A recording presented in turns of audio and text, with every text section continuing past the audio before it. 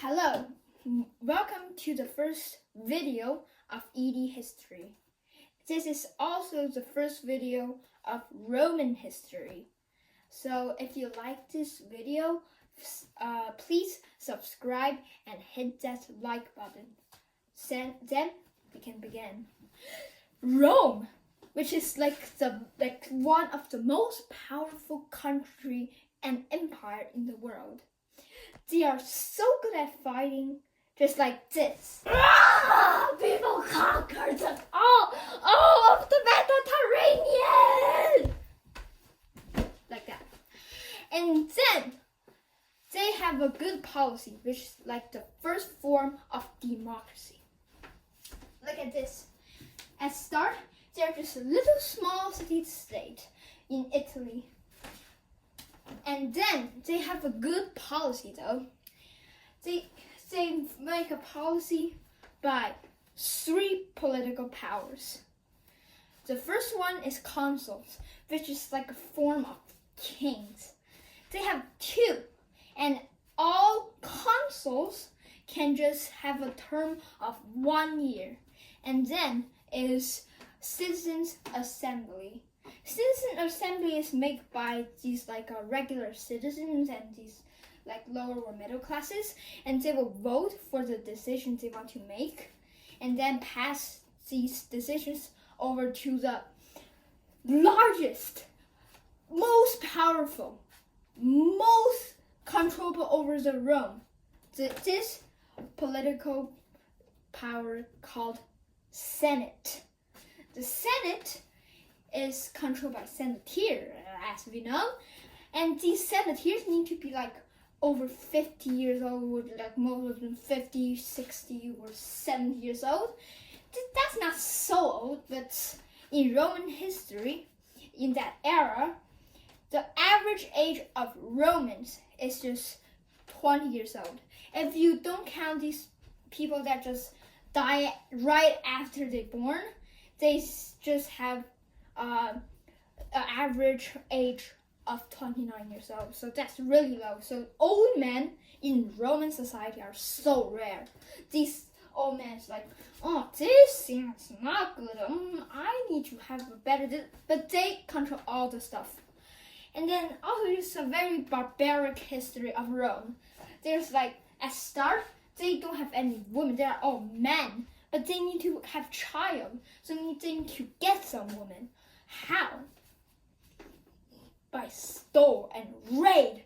They said hey Etruscans, do you want to come to our meeting? Etruscans is okay, sounds good for me. And then Romans oh, stupid! I stole all your children and your woman. And then that's the history. And Roman also have women now. Then they use this power, conquer Etruscans, their old enemy, and conquer the whole southern Italy. They use their form of policies to crush these little tribes, so they can unite whole South Italy and become a powerful nation in Mediterranean Sea.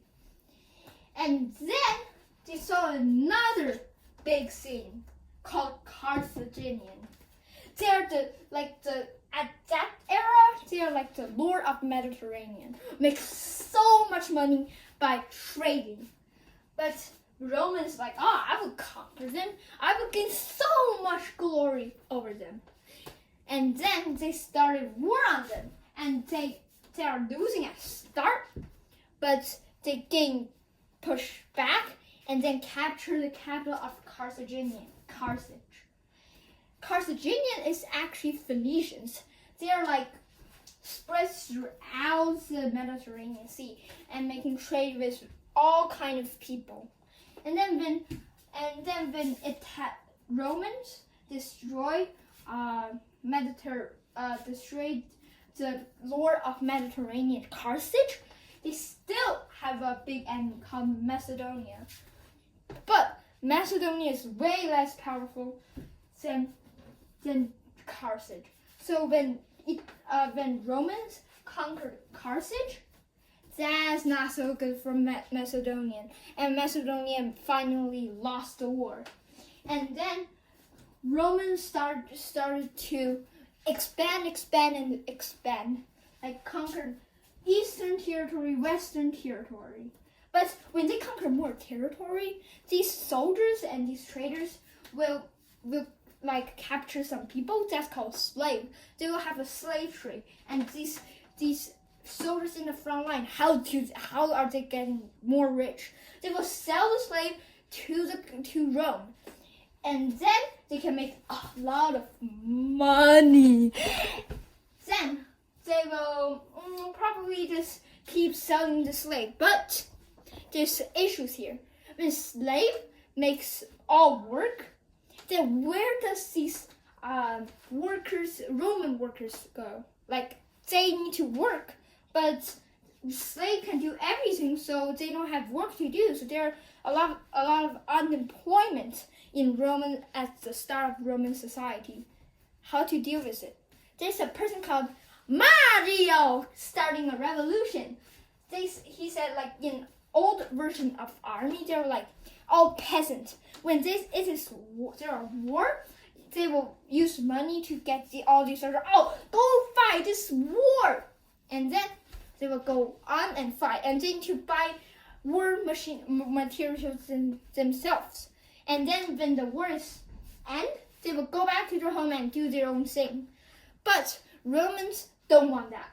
They want elite unit. They want the elite unit that can fight over and over again. So Mario starting a revolution of elite army, and which is these army men need to stay more than 10 years in the army, and they will pay money when these army men are like resting and go back to home. So Roman have a better army, and then that can deal with the loss of job in Rome, because these powerful men, these workers can all join the army, and Roman's government will provide them materials and make them fight on the front line. They don't need to like, come here peasant, fight, go back, come here peasant, come, fight, go back. So that's a good decision, right? You will not hurt the benefit of nobles or slave traders or generals, because slave trade is still going on. But unemployment has ended. But every policy have a bad thing. That hurts the policy of republic, because these generals lead this army like in the front line like for 10 years, 20 years, for so long. So these soldiers will not think about Rome again. They will just like follow their generals and leaders. But that will hurt the policy of republic. And these generals are way more popular than senators. So senators is like, that's so bad. And this one warlord is the Lord of Pizza. His name is Julius Caesar. He's so good. He just conquered Gaul, which is modern France, and then he got so rich by selling the slave to Rome in France. So Roman's government, like this republic and this old man that said, no. I thinking about, Julius Caesar, you want to rebel? Julius Caesar is like, he want to be in charge of Rome, but he don't want to do that. I think everybody want to be in charge of this country, but he don't really have the power to do that yet. But Romans senators said, oh no, you need to send back your army and go back to Rome, and army is ours now. And Julius Caesar have a big decision right now.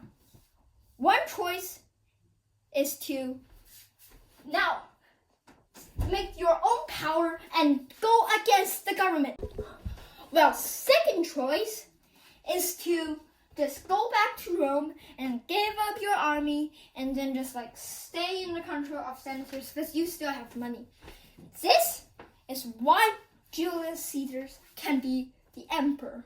Not the emperor, but have a big power man. He just So smart. How smart is he? Better than yours. You are loser. And then he bring one corps of army called 13th Corps of Army. It is so elite. That's like the most elite unit of his army. He just bring one corps because other corps are so slow. They will move so slow, so they cannot get to Rome in time. So they cross over a river, which is this river is the separation of the army line and the inner, like the Romans population line. So when the army gets through this river, that means he rebelled. Not like rebelled to the whole Rome, but rebelled to the government. He just brings 13th Corps of Army, march to Rome. Rome don't have any defenders right now, because all the other army is expanding in the outer region of the country. But Senate actually have way more army than Julius Caesar, but they're all in like all other front lines. They cannot get here in time, and the senators realized, before my army can get here, I would get killed. So they ran away. And then Julius Caesar, that's general, just captured Rome with killing nobody. Like no soldier are defending. These like new soldiers that gather up in Rome is just like trash unit. And then this trash unit just like act like trash. They don't do anything, and Rome got captured. That's the first history. Rome got captured because Rome is like the center of the whole empire, whole republic. So they cannot send like the message to other army in Spain to assist the Rome. But there's actually no time if you just pass the message, because it's so slow. You need to pass so long time. But Julius Caesar's army already captured Rome. And then the senators ran away, and the leader of these senators is Pompey. This guy is very important. We will talk about him. But now, Julius Caesar captured Rome and called other corps of his army to fight the senators' army in Spain, which is 7 corps of army, to destroy them. And then these 7 corps of army, when they lost the control of senators and the support of senators, they cannot hold Julius Caesar's position, so they finally lost. And then Pompey and these like other senators of Rome ran to eastern side of Rome, which is like Greece, Turkey, and this stuff. And then Julius Caesar wanted to conquer them all again.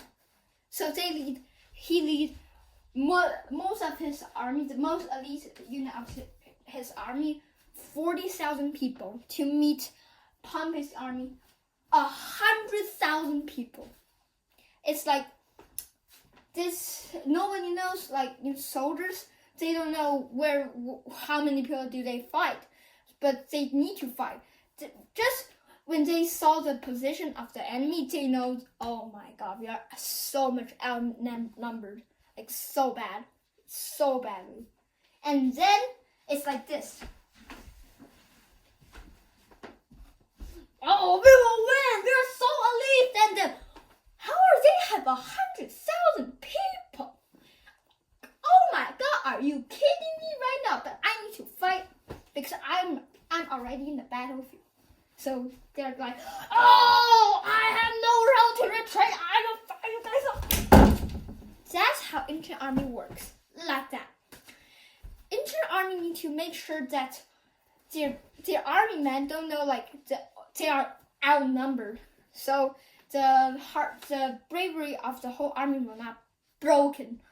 But Julius Caesar's army are elite too. If you tell them that we are outnumbered, they will not like running away too, because they are so elite. And then Pompey's army is just a bunch of new soldiers, and they just like no experience, not elite, and then they are just a bunch of peasants, just ready for war. not really ready. But they fight here. Very complex name, very complex Balkan name. So they fight here with 100,000 people versus 40,000 people. At start, Julius Caesar sent his main piece of army go fight with the Pompey's line. But Pompey's outnumbered, but Romans is elite. But that's not most important. The most important thing is Pompey's have cavalry. The cavalrymen can easily charge to Romans' flank and then just cross over, destroy Roman army. So how to avoid that? Romans have the Julius Caesar's army have less cap. So when his cap charged with the Pompey's cap, they finally lose so badly. But that's not a lose. Do you know why? Cavalry just run back, and Pompey's cavalry didn't even kill somebody, but they know, oh yeah, Julius Caesar's cavalry, they're so bad. He just know how to cook pizza. And then big thing come. A bunch of heavy infantry come along and then charge into the Pompey's position. They don't know how. They never seen that kind of strategy. Because these heavy infantry are picked from all corps of Julius Caesar's army, and this is so elite. Rome's army are elite, and then Julius Caesar are most elite, and then these army have picked most elite people to join that heavy infantry corps. So that's no match, because these cavalry, how cavalry kill people? They use charge into the position. That's power of charging. It's just so big, but the horse got slowed down, and then when heavy infantry come, cavalry have no match, and also Julius Caesar's cavalry charged back, so the left flank of Julius Caesar's army got protected. But Pompey still have left over. And then the big thing comes, the turning point of this battle. The heavy infantry and cavalry of Julius Caesar charged into the enemy position. And then Julius Caesar said, every cavalry need to bring one infantryman on horseback and also go charge into the Pompey's position. And Pompey has no match, but because there are so many people, 100,000, that's a big amount, so they can still hold the position. And there's the strategy right now. Julius Caesar retreated this army that's fight at the first place and retreat them back. And Pompey said, oh, maybe we are victory now. But Julius Caesar put another 2 units of old infantry right now. These so much of experience, and the mainly why they can get the victory is they are not tired, because fighting is so hard. Even though you bring that heavy armor, it's still so heavy, so many pounds, 40 pounds of just armor, and you need to fight with it. So it will be so tired. But these old army just go to the front after the new army that's fighting the front. It's not tired. But Pompey's army is so tired, and they are flanking by the cavalry and the heavy infantry of Julius Caesar. So Pompey's position finally fall. And then the last word of this is just Julius Caesar sent all his soldiers to the back of the Pompey's line, and Pompey's army got destroyed, and they retreated. They never gathered up again because these new soldiers lost their braveries. that's lost everything. They don't have cohesion, they don't have elite units, they don't have like religion, like the later communism. That's over. So Pompey's got destroyed, and then Julius Caesar united Rome, and then also conquered Cairo. How to conquer Cairo? Why they conquer Cairo? Because Pompey ran to Egypt, but Egypt's pharaoh don't like him, and he got killed by the king or pharaoh of Egypt.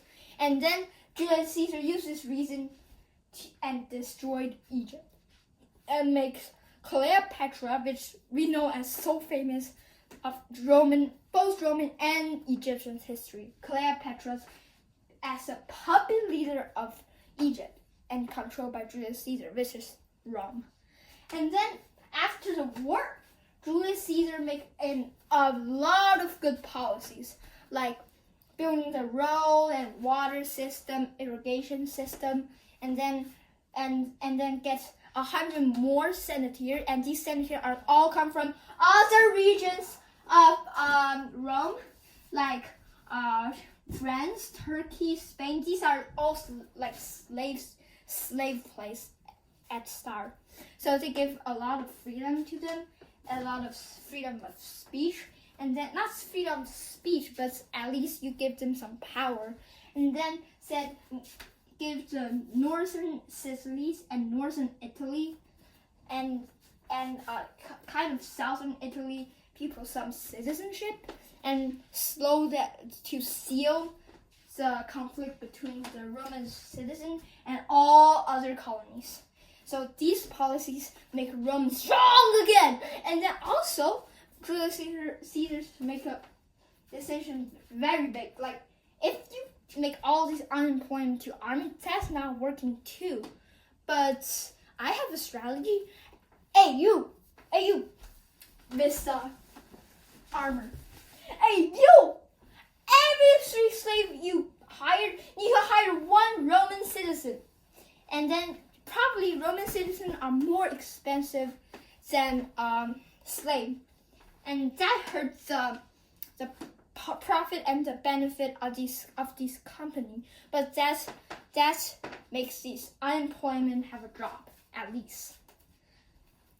Then Julius Caesar be the total dictator of Rome, and then the whole Senate is completely controlled by him. But that's kind of not bad, not good, because he's a dictator, but he actually do a lot of good things to their people. And then also but these are good decisions, right? But they hurt the benefit of Roman's nobles, these slave traders, and these rich. So Julius Caesar finally killed by these senators. And then when he died, he got poked 32 knife. Like 32 knife poke him before. And then he died so badly. And Rome goes to civil war.